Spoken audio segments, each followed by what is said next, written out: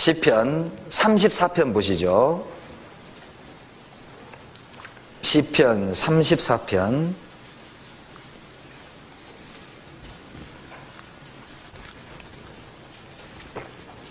8절. 시편 34편 8절 같이 읽겠습니다. 너희는 여호와의 선하심을 맛보아 알지어다. 그에게 피하는 자는 복이 있도다. 이 시편 34편은 다윗이 아비멜렉 앞에서 미친 채 할 때에 쓴 시입니다. 절대절명의 위기에 놓여 있을 때 기록된 시가 시편 34편이에요. 세상에 그 명장 다윗이 살아남기 위해서 수염에 침을 흘리면서 미친 채 하던 때입니다. 그런데 그 다윗이 그런 수모를 인간적인 눈으로 보면 수모죠. 그러나 그때의 다윗이 말하기를 너희는 여호와의 선하심을 맛보아 알지어다.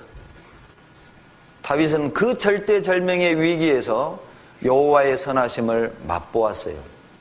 여호와의 선하심을 맛본 사람들은 위기에서도 절대 의심 안 합니다. 모든 것을 다 잃어도 하나님의 선하심을 맛보는 사람들은 의심 안 해요. 불평 안 합니다. 흔들리지 않아요. 마음이 갈라지지 않습니다.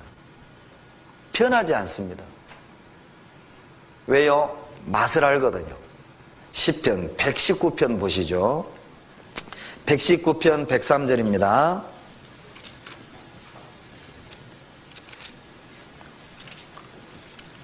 (103절)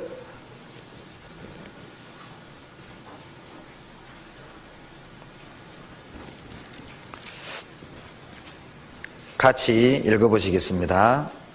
주의 말씀의 맛이 내게 어찌 그리 단지요 내 입에 꿀보다 더하니이다. 여러분요, 말씀의 맛을 아는 사람들은 그것을 찾아요. 여러분, 우리 음식도 그러죠. 어떤 음식의 맛을 아는 사람들은 어때요? 그거 찾는 거예요. 제가 5개월 동안 애틀란타 교회에서 선교할 때가 있었거든요. 미국에서는, 한국에서 그 유명한 고기를 미국에서는 못 먹습니다. 근데 제가 그 고기를 너무 좋아하거든요. 보양이라고 하죠. 이상한 눈으로 보지 마세요. 먹는 용도가 따로 있잖아요. 저도 외환견 좋아합니다. 그러나 미국에서는 만약 그것을 잡게 되면 구속입니다. 얼마나 그것이 막 당기던지요. 벼르고 별로써요. 나가기만 해봐라. 그거부터 먹는다. 나오는 날 그거 먹었습니다. 여러분요, 맛을 아는 사람들은 찾아요. 그 맛을 아는 사람들은 실은 멀어도 갑니다. 그러죠? 비싸도 먹어요. 왜? 맛을 아니까요. 동계수련회를 애쉬빌에서 했습니다. 미주 동계수련회를요. 그런데 정말 그 사연을 보면서 너무 하나님께 감사가 됐어요. 미주 지역 형제자매들이 수련회를, 수양회를 참석하는 건 믿음 그 자체입니다. 하계 수양회에 참석하기 위해 6개월을 법니다. 6개월 번 돈을 거의 대부분 수양회 참석하는 데 쏟아요. 왜냐하면 1인당 수양회비가 약 20만 원 정도 되고요. 비행기를 타려면 1인당 70만 원 정도 되고요. 그리고 왕복하면서 개인 경비도 한 돈 10만 원 들어가잖아요. 그럼 1인당 100만 원 잡고 4인 가족 기준 해봐요. 얼마 들어가요? 수양회비만 500만 원 가까이 됩니다. 그러니까 상상을 뛰어넘는 것이죠. 그런데 그걸 기다려요. 그걸 기다려요. 왜요? 맛을 알아요. 1년 내내 흩어져 있는 그 사랑하는 형제자매들 1년에 2번 보는 거예요. 그나마 이제 수가 늘어서 하계는 나눠서 합니다. 동계는 나눠서 합니다. 그러니까 1년에 한 번 보는 거예요.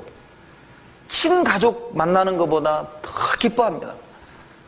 헤어질 때는 크게 아쉬워서 부둥켜 안고 우는 거예요. 그 맛을 아는 거죠.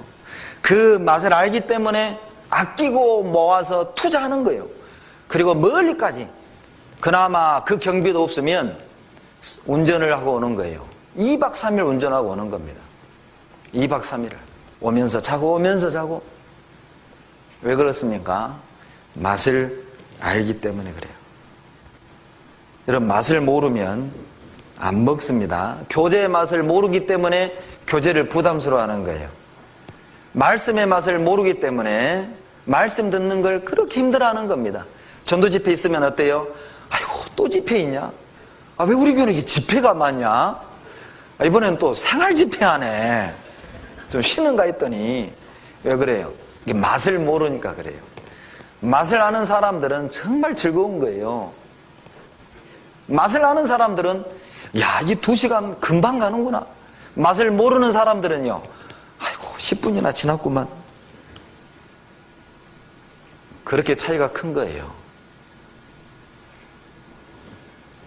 여러분, 회 중에 가장 맛있는 회가 뭐예요? 의정부에서 가장 맛있는 회가 뭐예요? 제 개인적으로는 수양회입니다. 가장 맛있는 회가 수양회예요. 그 다음에는요, 저는 청년회예요. 정말 맛있는 회죠. 그 맛을 알게 되면 못 끊습니다. 그 맛을 모르기 때문에 부담이에요. 맛을 모르기 때문에 어떻게 하든 피하려는 거예요. 교제가 있을 때, 말씀이 있을 때. 그래서 맛을 모르는 사람은요, 맛을 알 때까지 먹여야 돼요. 아이들 어때요? 아이들 키울 때 이 녀석들 밥 제대로 안 먹지 않습니까?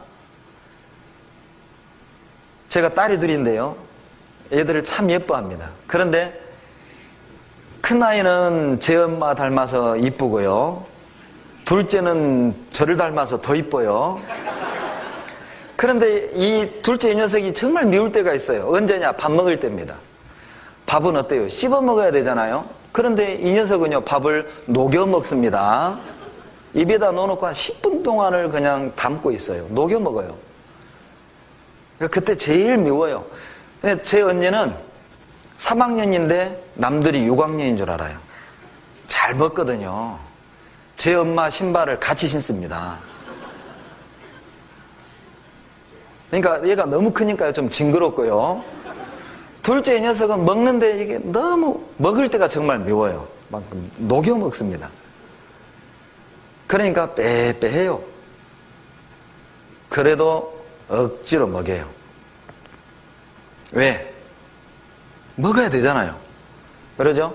여러분, 교제의 맛을 모르는 사람, 말씀의 맛을 모르는 사람, 봉사의 맛을 모르는 사람이 있습니다. 여러분, 부탁하는데 1년 동안만 억지로 먹어보세요. 그러면 맛을 그때 알게 돼요. 그때 알게 됩니다. 맛을 알게 되잖아요. 정말 즐거워요. 스스로 합니다.